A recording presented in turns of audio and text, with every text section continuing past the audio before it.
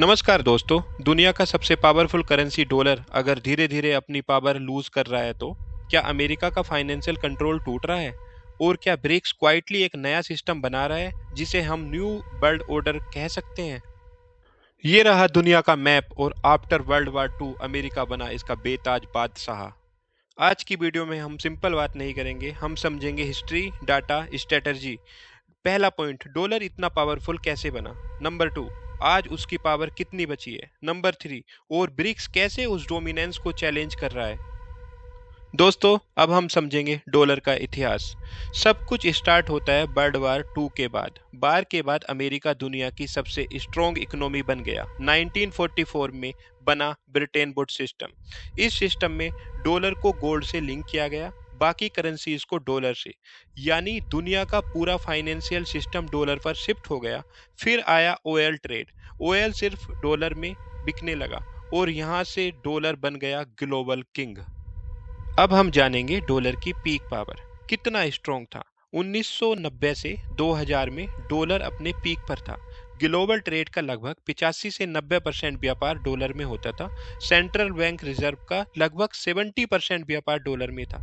यानी अगर किसी देश को ट्रेड करना है तो उसको डॉलर चाहिए ही चाहिए। और अब हम जानेंगे आज की रियलिटी, कितनी पावर बची है। अब 2025-26 की सिचुएशन देखो। ग्लोबल ट्रेड में डॉलर का शेयर 55 से 60% ही रह गया है और फॉरेक्स रिजर्व में अप्रोक्सीमेटली 58%। यानी डॉलर अभी भी किंग है, लेकिन उसकी पावर धीरे धीरे कम हो रही है। ओके, अब हम समझेंगे डॉलर को खतरा क्यों है। सबसे बड़ा रीजन, ट्रस्ट का ब्रेकडाउन। अमेरिका ने रसिया जैसे देशों पर सैंक्शन लगाए। कंट्रीज को लगा डॉलर सेफ सिस्टम नहीं है। दूसरा रीजन, अब दुनिया मल्टीपोलर हो रही है। चाइना, इंडिया जैसे देश स्ट्रोंग हो रहे हैं और जब ऑप्शन बढ़ते हैं तो मोनोपोली टूटने लगती है।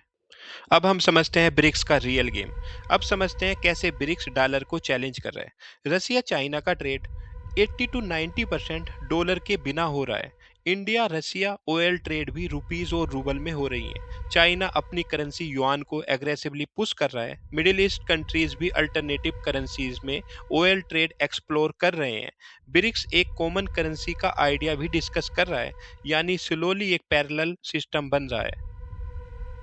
अब सबसे इंपॉर्टेंट बात, सच क्या है? क्या डॉलर कल खत्म हो जाएगा? ऐसा बिल्कुल नहीं है।